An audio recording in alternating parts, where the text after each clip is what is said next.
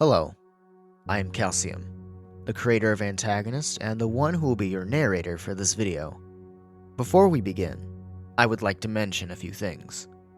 First, this video might hold dark subjects. Additionally, the characters focused on in this video are fictional. This video will be of me, Calcium, rambling and explaining who Kale the Antagonist is, what led to his creation, his story, and how other characters from the setting view Antagonist. There will be information taken directly from his wiki, but there will also be information not stated anywhere about who he is. I made this video partially to get Antagonist more out there, and so folks can learn about him without reading the wall of text that is his wiki page. But there's another reason. That being, I was inspired by the Who is Damsel video by HeyImDuffy. Now, without further ado, please enjoy the video, even if you're just listening. And with that, I have a question for you. You stand at the bottom of a hill of scalding hot sand, naked, and beneath your bare feet, you see the remains of those who came before you. To your left and your right are pits of death filled with spikes and a burning darkness. They have consumed many, and they wait to consume you forever. Behind you is an endless, choking ocean with currents so strong you are always pushed back from whence you came. The ocean has drowned many, and it waits to drown you forever. And lastly, looming over you is a giant, seemingly immovable boulder of unbreaking rock. The boulder has broken all, and it waits to leave you broken forever. All roads lead to death, including the slow, gradual decay of time if you do nothing. That is, save for one. To escape this fate, you must push the boulder with all your might over the top of the hill. But you know, better than anyone, what will happen. No matter what you do to change it, your strength will wane, the pain will be too great, your knees will buckle, and the boulder will slip through your hands as it crushes and pushes you back to the bottom. This is how it always will be. Nothing can alter the outcome. There is no hope of salvation. You cannot change your fate. So in the face of a nihilistic end, do you run and hide from it? Do you accept it? Do you give up? Or do you keep pushing that boulder?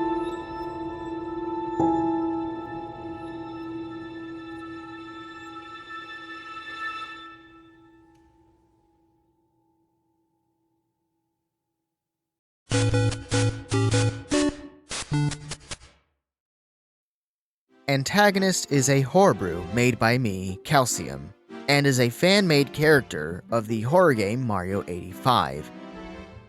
The inspiration of Antagonist comes from a multitude of things, with some going back to my early childhood. To list all the ones I can remember: Viva La Vida, Fallen Kingdom, Take Back the Night, the historical figure El Cid, TF2, specifically the original versus Saxon Hale game mode, and Freak Fortress.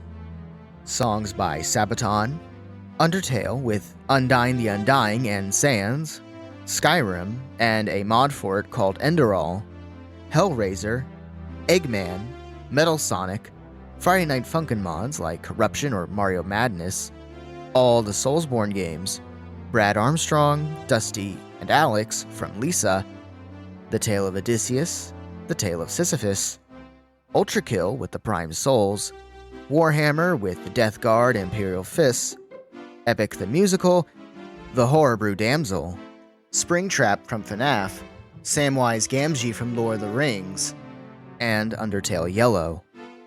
All these things combined is what made Antagonist who he is now. Now, all these sources of inspiration for the character may or may not be nice to know for Antagonist, but they don't answer the question as to why I made Antagonist. The reason is, for the longest time, I've been an occasional observer of stories of Sonic.exe, or things one might put in the same boat as him. And when I mean a long time, I mean it. I remember when folks were first playing the original Sonic.exe game.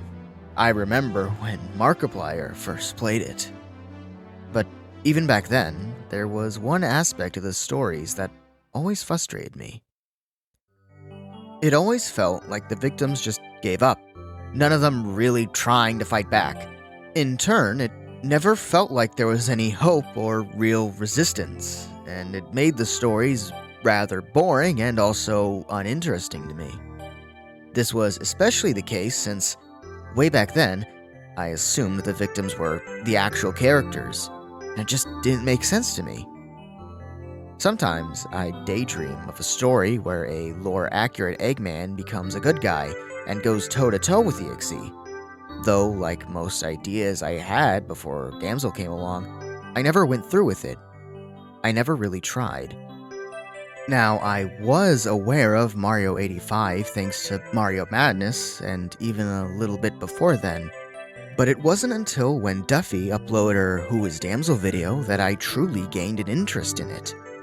Learning of Damsel's character, how she endured and handled herself in the setting, and also just seeing the main character of Mario 85, Lucas, surviving the game's demo, it was the first time I was truly interested again in a story like this. And I felt that desire again, the want to make a character that I always wanted to exist in such a setting.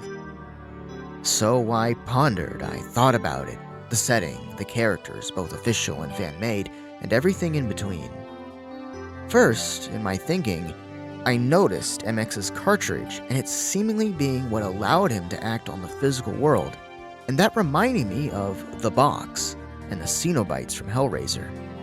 And when I thought back to Duffy's own views on MX, I started to view MX as something similar to the Cenobites from Hellraiser, the Leviathan from Hellraiser, and also the Entity from Dead by Daylight. In other words, I saw MX as an otherworldly, twisted force with alien emotions, abhorrent needs and viewpoints, and a disturbing sense of entertainment with just as wicked view of humanity. Then, in my thinking, I realized that Damsel was a victim from 2024, and Damsel had played a digital copy. And if that was the case, then there had to have been an explanation as to how the game got onto the internet.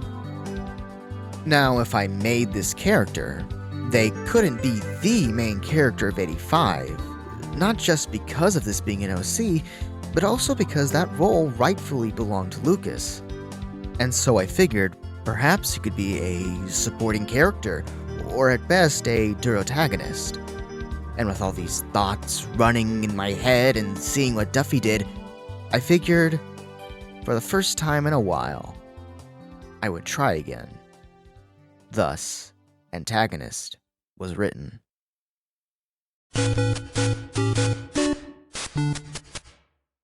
Antagonist, like MX or Damsel, has a few forms. To go over each of them, we will first take a look at what Antagonist used to look as a human. With how Kale looked like when he was still alive, the first thing you might notice is how similar he looks to Mario or Luigi, and this is intentional. The design of Kale was to give the impression that, if the Mario brothers were real people, you could mistake Kale for a third sibling that no one talked about. I even made sure that Kale had a specific amount of curves to his mustache like the brothers. This was partially based on the third theorized Mario brother, but this was also done for irony.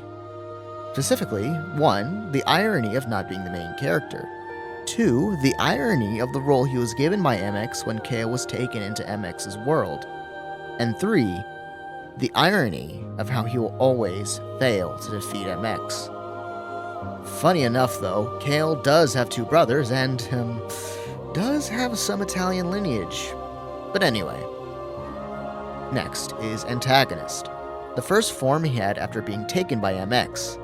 In this form, he is very similar to the original in-game version of Bowser, including not having any hair and having the stubby little feet. The only physical differences Antagonist has to the original Bowser is 1. His eyes are pitch black instead of the usual green, and 2. If one pays close enough attention, Antagonist's expression might change from the cheery villain to someone who is paranoid as his smile briefly switches to a frown. As Antagonist, Kale is unable to talk. This is due to him being an enemy in the game's code, and so if he wishes to communicate in this state, he has to use other means such as body language or writing on the nearby environment with his claws. Additionally, in this form, Antagonist is extremely slow, just like the Bowser enemy. If Kale were to come across MX or any other dangerous entities, he would not be able to outrun them. And this is intentional, as MX wanted to force Kale to choose between fighting or giving up. Now, when Antagonist is taking things seriously enough, or is under strong negative emotions or sensations, he instinctually transforms into the Opposer.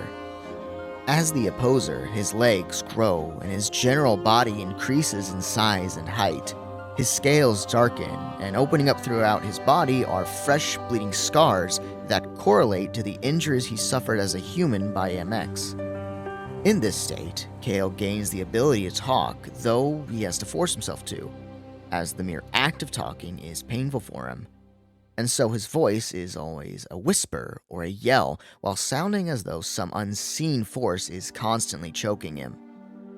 He is stronger and faster in this form, though still not fast enough to outrun MX. This form's appearance was inspired by Giga Bowser from the Smash Bros. Games, and story-wise, it is Kale, even if instinctually, pushing back against the limits placed on him through sheer will. Now, when Kale dies as the antagonist or the opposer, he is able to transform himself to keep going. The flesh decomposes as bones grow and groan. The metal wristbands on his body fall away and turn to ash. His shell darkens and its spikes grow even further, and as his eyes melt away, left behind are 2 glowing yellow irises. And rising back up, standing even taller than the opposer, looms the Defier, Antagonist's third and strongest form. Obviously, this form is based on Drybones Bowser, and if he were to die in this form, he would resurrect like a Drybones. Though, unlike Drybones, there isn't any way to force the resurrection to stop working. The scars from Opposer are still present, though instead of wounds, they are cracks in the bones. Additionally, if one looks close enough, they can see Kale's original skull inside the head of the Defier. Perhaps, in this state of defying death, Kale is able to become more attuned to his true self, and not his vessel.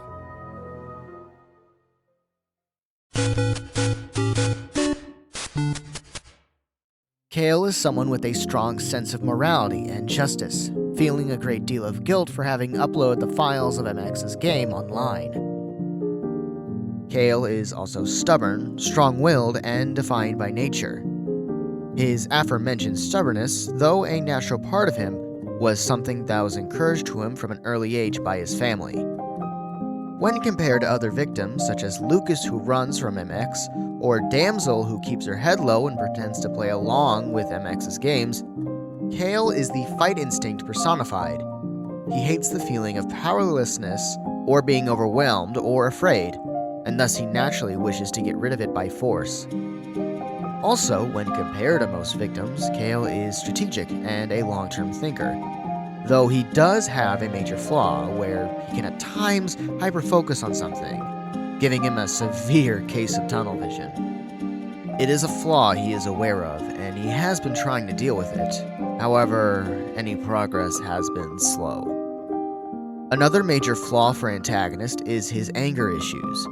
Granted, before his death, Kale did have them. However, he had worked hard to overcome them. Sadly though, due to how long he's been in MX's world, his nature has slowly been corrupted, causing those anger issues to return.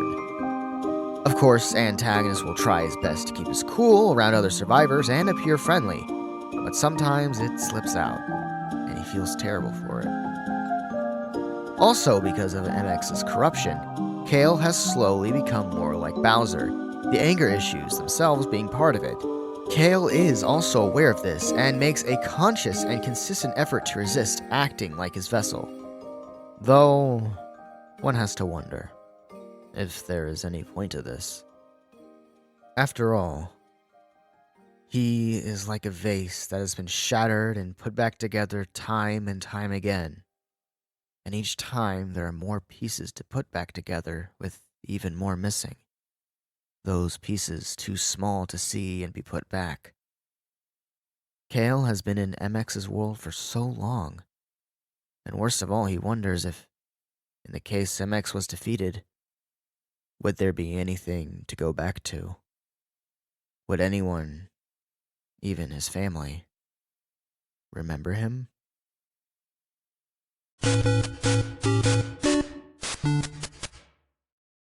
In the early 2000s, before he was known as Antagonist, Kale was a young man in his early 20s and was an aspiring programmer. He had a taste for challenging games of all kinds, the feeling of doing an impossible feat or bringing a certain loss to a standstill being the few things giving him a sense of accomplishment in his life. This love of challenging games and also his love for programming came from when he grew up playing on his father's NES as well as some old computer games.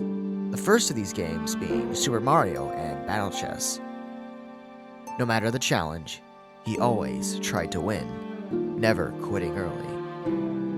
But there was one game he never did beat, the original Super Mario for the NES.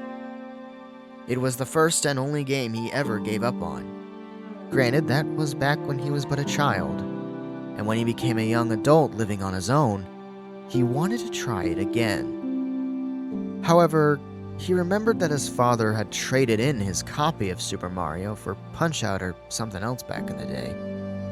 And so Kale's initial thought was just to emulate the game on his computer. But when he was preparing to do so, he found a copy of the game being sold online at a very low price. Kale, of course, did as much research on the seller as he could, and the seller was seemingly legitimate. Kale figured, what was the harm? After all, if it was a scam, he wouldn't lose too much money. Not like he had much on him anyway. And if the game was a glitchy mess or a bootleg, it'd still be an interesting experience. Besides, he had his father's old NES, and it'd be nice to have an excuse to use it again.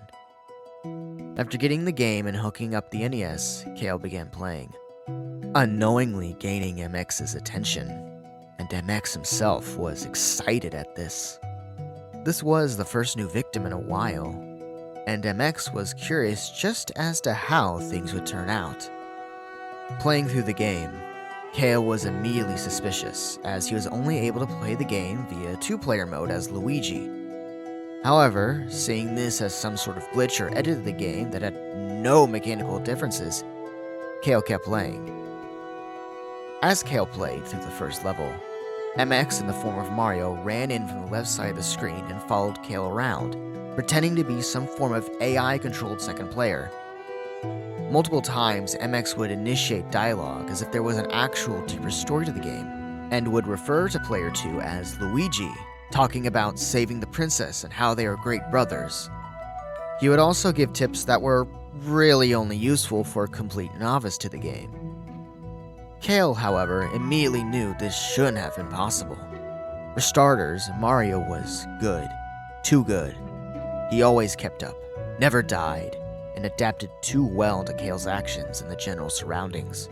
There shouldn't have been any way such an advanced NPC would be on the NES cartridge, let alone fit on it without taking up too much space. Thus began Kale's fascination with the game. As for MX, he was using this as an opportunity to study his latest victim. He wanted to take his time.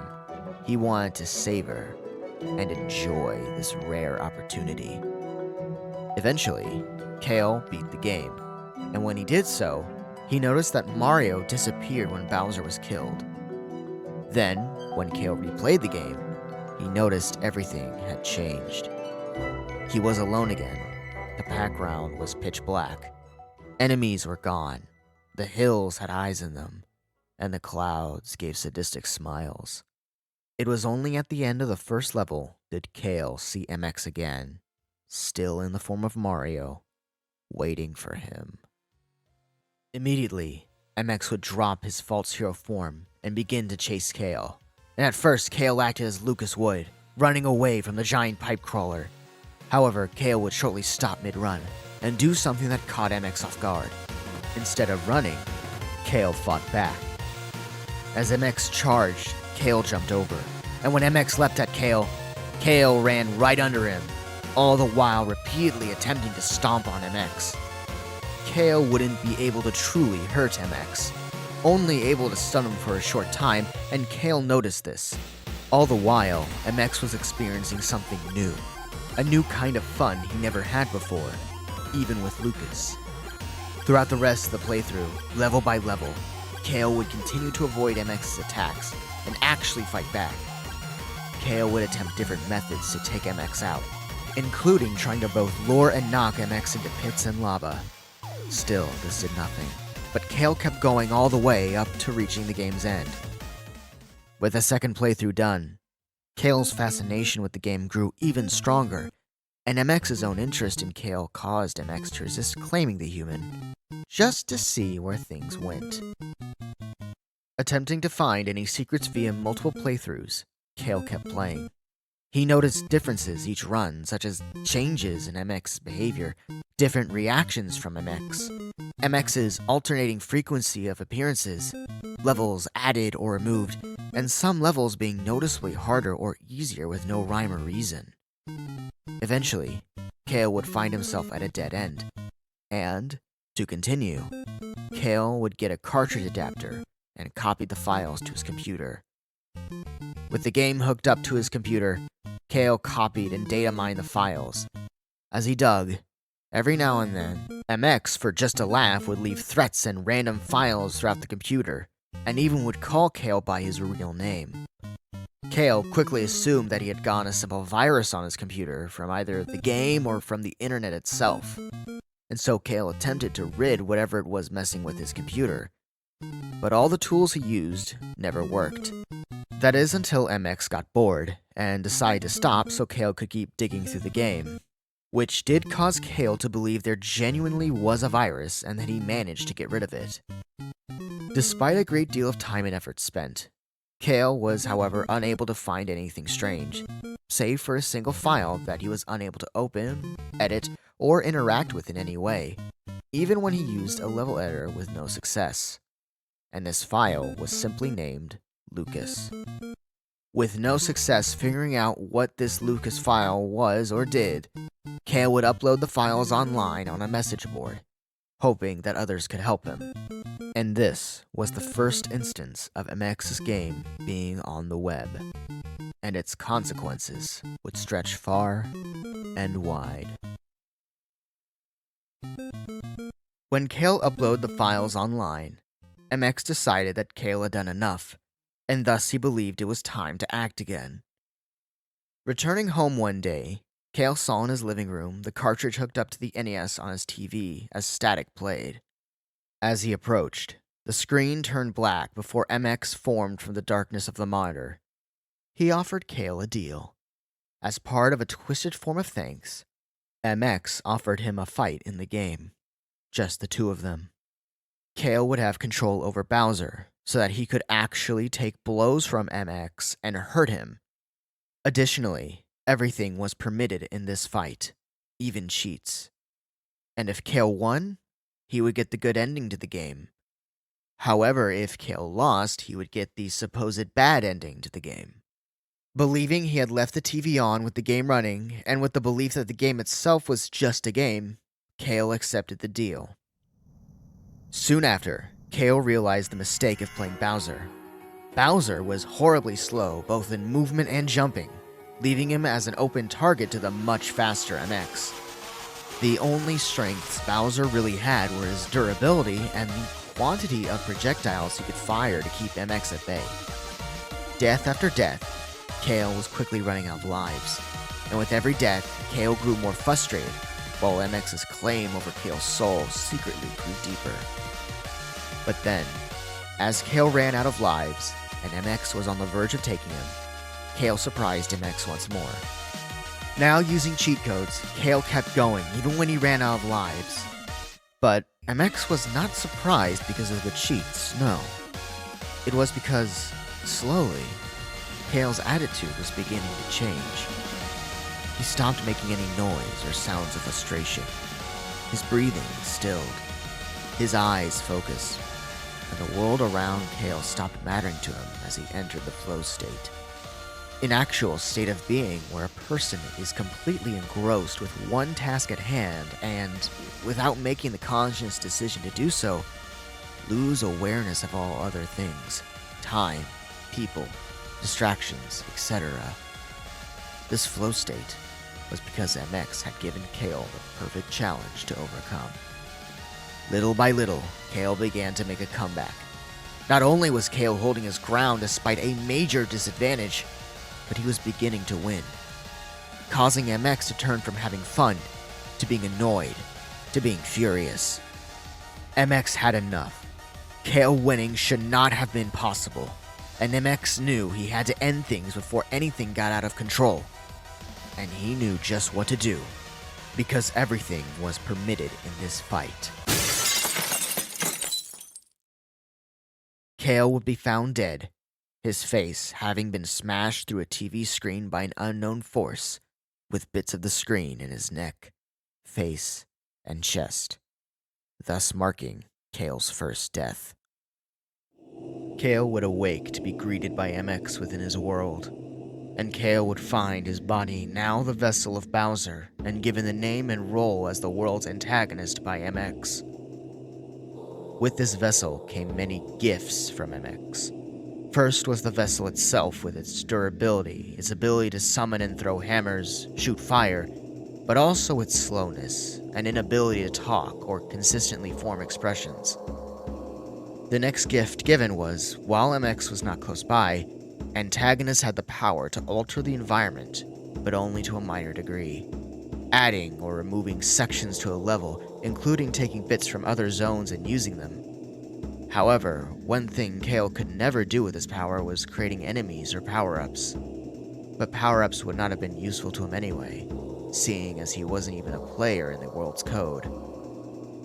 And lastly, the final gift MX gave to Antagonist was that, when he used any of his abilities, Kale would feel an agonizing pain related to the power used, and said pain would always be fresh, impossible for him to get used to. This was a test to see how much pain Kale would push himself through, and also as a way to slowly wear Kale's resolve down. After these gifts were given, MX would proceed to ruthlessly massacre the confused soul, barely giving him any time to react or fight back before being killed and revived later. And every time Antagonist was brought back, MX would taunt Kale. During this time, Antagonist would quickly give MX great joy, because Kale, in a moment of pure defiance, was able to transform into a different form, the Opposer. This form did make Kale stronger, but due to Antagonist's lack of experience, it didn't change much. At most, it made Kale last a few seconds longer. And so in the end, Kale would still be repeatedly killed by MX, taunted by the giant pipe crawler. Including Kale's death in the real world, MX's slaughtering kept going until Antagonist had died a total of 1,003 times. Afterwards, Kale would be left alone, and he would be allowed to wander the world. He would try his hardest to fight back whenever MX came around, but he always died. And all the while, Kale would lose more of himself over the years. He would forget the names and faces of his loved ones. He would forget the taste of bread, the touch of water, the warmth of the sun, the cold of the night, and so much more. Though, despite this, Antagonist would also become more defiant. Also, like a reoccurring villain from a game franchise, Kale would gain a new ability or strategy whenever he was brought to his breaking point, but chose to keep going, though these never changed the end result of his opposition to MX. One new ability was when he desired allies but never could find any. This was back when Lucas was the only victim that Kale knew of. Near a breaking point, Kale's desire for aid was so strong that he felt something. One of his teeth began to itch and pulse like it was a heart. Out of morbid curiosity, Kale tried to find out what it was, accidentally ripping out the tooth as it fell to the ground, the tooth turning into a Goomba while the lost tooth grew back. Thus, Kale learned of his ability to create enemies from the game that would do whatever he ordered without fear, question, or emotion. Additionally, Kale would learn that when he created other Bowsers, that they'd be copies of himself.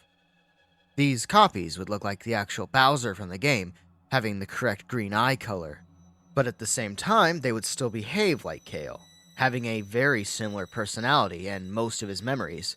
However, Antagonist would find they were flawed, unable to have all of his memories, and possessing a case of imposter syndrome when comparing themselves to Kale. They also did not seem to possess as strong of a will when compared to Kale. Also, when it came to the abilities of these copies, besides the basic abilities of Bowser, they were only able to transform into the opposer. Surprisingly, the copies were aware of what they were, and yet they were willing to do whatever Kale told them. The second and third ability Antagonist would gain since arriving after MX's slaughter would come from a confrontation with MX. At the time, Kale had found a castle and was using it as a base of operations, using his created enemies to fulfill tasks for him. It was the closest thing to a safe haven in MX's world. The castle itself was well hidden and very well fortified. MX, however, would find it and arrive at the scene, and like Mario breaking into Bowser's castle, MX would attack the place. He would find that, on top of the heavily altered layout of the castle, there were also numerous waves of enemies to face MX, each wave a different combination of enemies and/or using a different strategy. But none of it mattered. MX would then find Kale at the bridge at the end of the level. Looks like it's just you and me now. I wouldn't bet on that. Hidden behind walls and bits of nearby environment, numerous copies revealed themselves and surrounded the two. And with an army of duplicates of himself, Antagonist attempted to take down MX once more in a long and grueling fight. Since Antagonist could never truly hurt MX, the plan was to cause MX to fall into the lava beneath the bridge. However, despite their mass effort and how close they got, despite how determined, strong, and coordinated they were, it wasn't enough. One by one, the copies fell, while MX smiled and laughed from all the fun he was having. And eventually, it was just Kale that was left. Just how was he supposed to win this? MX would then strike Antagonist down with a blow that should have killed him. And yet, to MX's surprise, he watched as Antagonist got back up, alive, albeit barely. Then, strike after strike, Antagonist was brought low, and each time Kale got up, he got back up a little slower, and slower, and slower. Then, with another blow, Kale was sent flying and fell right next to the axe of the bridge. The axe. Antagonist for the longest time had a theory it could defeat MX via forcing the end of the game. And numerous times he tried to rip it out from the ground or at least use it, but every time he couldn't. It was an immovable object, a boulder too heavy to even budge. He never could succeed in using it. But perhaps, just this once, he could. He had never given up so early in his life, and he wasn't gonna let himself do it now, not ever. And so, with every last ounce of his strength and all the defiance and determination he could muster, Kale fought against the limitations of his vessel and the world around him and ripped the axe out. Then, before MX could do anything, Kale severed the bridge, causing MX to fall into the lava pit and sink below, screaming. For the first time, Kale felt like he won. He did it. He did the impossible. For the first time, he felt this relief, hope, and a strange lightness in his chest. But it was short-lived. A furious MX leapt out of the lava and then grabbed and ripped Kale apart. And when he was done, MX threw the remains in the lava. MX was so frustrated, humiliated, and furious at what Antagonist did that he decided to no longer revive the defiant victim.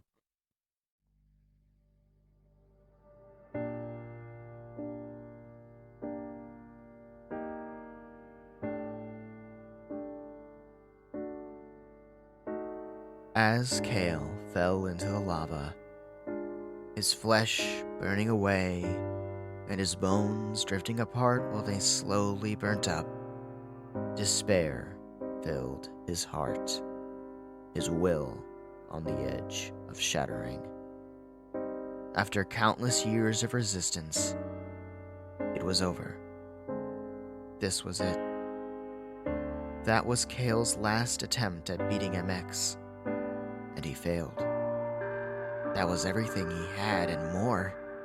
Every tactic, every strategy, and every ability had been used. If MX was able to beat Kale's forces, including the army of clones he had, without straining himself, what good could Kale do on his own?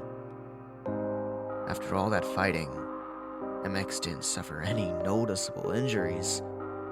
Not even being thrown into the lava was able to truly hurt MX. And the axe, it didn't end the game. Kale could still see the axe as his eyes burned away in that agonizing heat. For Kale, the axe acted as a reminder to him on how he did the impossible, ripping it out to use it as a weapon, but it also acted as a reminder on how pointless such a feat was. Even if Kale kept fighting here, he wouldn't make any new ground. MX had time on his side, while Kale would slowly lose even more himself. Why struggle against such a futile end? It was pointless. It was useless. It was hopeless. It was over. But then a voice entered Kale's mind. Oh, come on, Kale. It was his voice, his own thoughts. You noticed it, didn't you? It said to him. You got him mad, just like that one time before. Remember? When he offered you that fight? That's right. MX was furious, both times. And both times, Antagonist was sure he was close to winning. And if he got mad like that, then Kale could hurt MX in some way. Kale made him lose his patience. In turn, this all meant something. MX had limits. MX was finite. MX could get hurt in some capacity. And that meant MX could lose. And so, with Kale's will not only refusing to break, but inspired by the revelation, his bones would grow and drift back together as he clawed out of the lava in a new form, the Defier. And in his hands he held the very axe he used to chop the bridge. This form was stronger than any previous form. From then on, it was as if history had repeated itself, with Kale finding a way to live on via breaking the rules of the game. MX would find he was unable to kill Kale. For every time Antagonist died, he would shortly after resurrect as the Defier again. and thus marked the beginning of a long stalemate between the two, neither side being able to truly defeat the other. The deadlock only able to reach its end when MX was defeated, or when Kale's will finally shattered.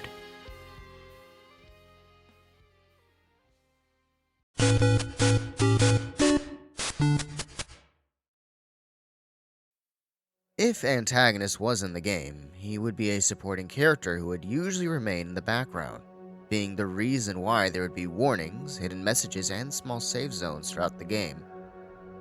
However, in every level, he'd be able to directly help the player in a chase from MX. But Antagonist is not omnipresent, so the chances of it happening are slim. Though, for every time the player consecutively died in a chase, the chances of Antagonist's direct interference would increase for that chase. When Antagonist does intervene, he would appear on screen in his base form before transforming into the opposer and shout for the player to run, before rushing towards MX and fending him off. If the player were to stay long enough and watch the battle, Antagonist would eventually get defeated, causing it to be revealed to be a fake Bowser, or in rarer cases, be the real antagonist. If it was the real antagonist who was killed, the player could then watch as he turns into the Defier to fend off MX for a while longer. As this happens, he will try to verbally hype himself up and push himself to keep going. However, sooner or later, MX will win and continue chasing, whether it will be after throwing Antagonist into a pit or managing to slip past Antagonist while he's temporarily down. There can be signs at the start of a level to show if Antagonist will intervene in the first chase attempt. If it is a fake Bowser that's sent to help, the player can possibly spot a Koopa Paratroopa or a Lakitu rush off screen at the start of a level. If it will be Antagonist himself, the level layout will be different in minor ways, making traversing it more difficult, but easier to backtrack during chases. Now, there would be two ways to secure a guaranteed intervention in the game. The first being to find Antagonist in his current base of operations. The other is to find Antagonist wandering a level. For finding Antagonist's lair, the player has to follow a series of specific pipes. The player will know if it is the correct pipe via waiting long enough to see a piranha plant pop in and out of it, the piranha plant itself being safe to touch. If the pipes were followed incorrectly, they would end up at a different level or back to where they came. But if followed correctly, they would arrive at a ruined castle that they could enter.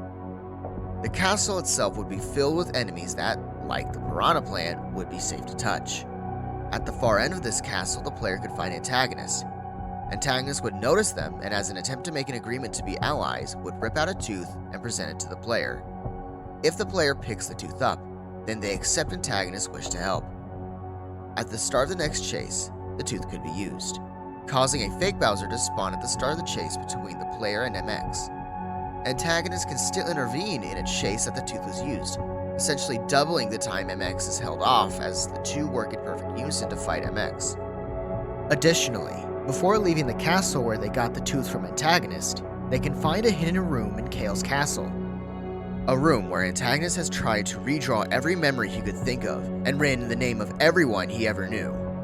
At the back of the room, there would be a small image of a sun and a scratched out drawing of a human Kale with the words, "Remember who you are, never forget," beneath it. After the tooth from the castle is used, if the player attempts to return to the castle, there will be no piranha plants to guide the player, and if the player is successful in retracing their steps to the castle, they will find it demolished, left as nothing but rubble, a sign that MX recently found and attacked Antagonist. Another way of getting the tooth requires the player to encounter Antagonist in a normal level. He will either be sitting in one spot trying to appear friendly, or the player will run in on him riding on the environment. Upon noticing the player, Antagonist will try and rip out his tooth and hand it to the player, like at the castle, before leaving quickly. This can only happen once per game and is increased in chance of happening if the tooth from the castle was used. However, if the player were to ignore Antagonist, such as running past him before he could rip the tooth out, Antagonist will keep appearing, trying to offer the tooth. But if the player still doesn't give him a chance to rip it out, Antagonist will slowly get more frustrated before losing his temper, becoming hostile and transforming into his opposer form, trying to stop the player from running away. He would even go so far as using his own projectiles while shouting at the player. If he were to kill the player, he would look furious while shouting cries of grief and frustration after having accidentally killed you. If the player were to stop running, Antagonist would calm down and try again to hand the tooth. But if the player were to start running again before he could give the tooth, Antagonist would angrily leave and give up, never to try this again. In summary for Antagonist's role in 85, Antagonist can make the game easier through a mixture of seeking him out and appearing to help the player if they are struggling with the game. However, he can also make the game harder through his methods of helping, such as level alterations or trying to force the player to let him help.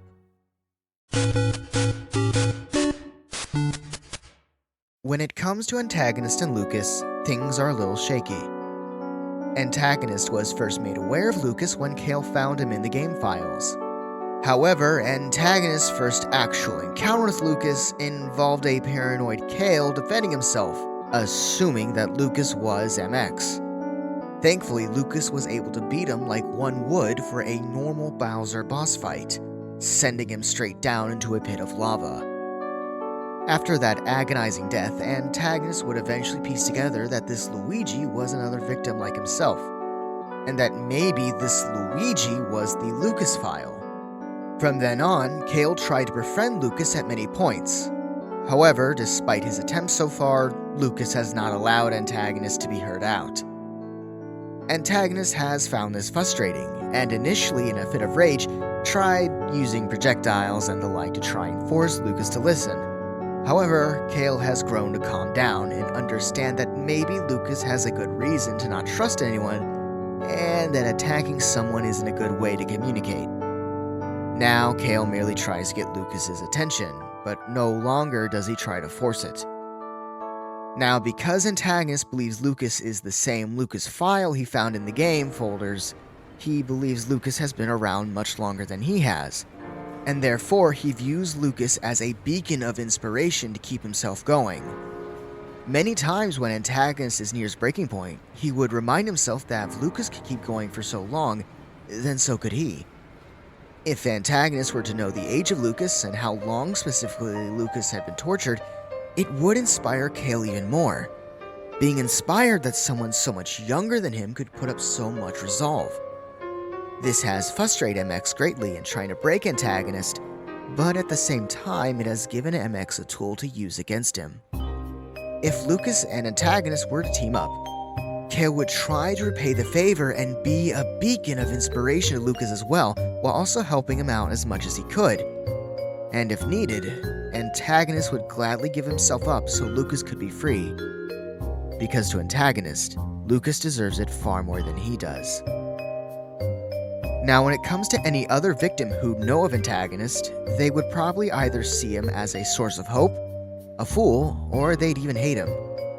A source of hope because of the foothold he's gained in relation towards MX, a fool for how pointless his struggle seemingly is, or they would hate him in some kind of way. After all, in a sense, if Antagonist had never uploaded those files online, then perhaps the more recent victims would never have been dragged into MX's world in the first place. Perhaps part of the reason Antagonist tries so hard to fight for them is because he wants to make up for having uploaded those files all those years ago. A shame he will ultimately fail in the end, though. If there are enemies in Mario 85 besides MX, such as what possibly the castle crawler is, Kale would have died at least once to every enemy, or enough times to fully understand how to properly avoid or survive an encounter with them. In turn, Kale would do his best to reduce such threats for Lucas and the others, leaving behind warnings and hints to help in this goal outside of just eliminating the threats. And now lastly, we have Antagonist and MX. Antagonist had only been kept around by MX for 3 reasons. First, as part of the twisted form of thanks to Antagonist for what he did, even if it was unintentional. 2, to have a toy that can take a hit and actually fight back a little, especially since sometimes it gets old for MX to fix his toy so soon. And lastly, to have Kale be like a fine wine, He took and kept him for so long because of his blatant stubbornness, and therefore MX hopes that when Antagonist finally gives up, it will be all the sweeter. As for Antagonist's views on MX, he is unsure as to what MX is, initially believing him to be an in-game enemy, then a bad dream, then sentient code. But now Kale believes MX is a demonic spirit of some kind. However, if given the chance, Antagonist will find out as much as he can on MX, looking for something he can use against him. Antagonist has also become paranoid due to MX checking on him often, and because Kale has seen many of MX's torture and killing methods, many having been by first-hand experience. As for MX's views of Antagonist, at first he was very amused and entertained by Kale, as if Antagonist was a child trying to start a fight. However, as of late, MX has started regretting having brought Kale to his world as, due to the freedoms given, Antagonist has been able to become unkillable and has gained minor control in MX's world. MX believes that if Kale's will were to ever break, then Antagonist could finally be erased once and for all. MX has tried to break Antagonist's will through many different attempts and methods, but so far there has been no success. Though recently, MX has begun to contemplate keeping Antagonist. This is because if Antagonist were to become a beacon of hope for others, then wouldn't it make the despair of his victims all the sweeter? Antagonist isn't a real threat to him anyway. He is just a man after all. Besides, perhaps MX should just wait. Antagonist is barely keeping his old self together. It's only a matter of time till Antagonist becomes a husk of what once was. And if that day were to ever come, then MX would be there, waiting for him.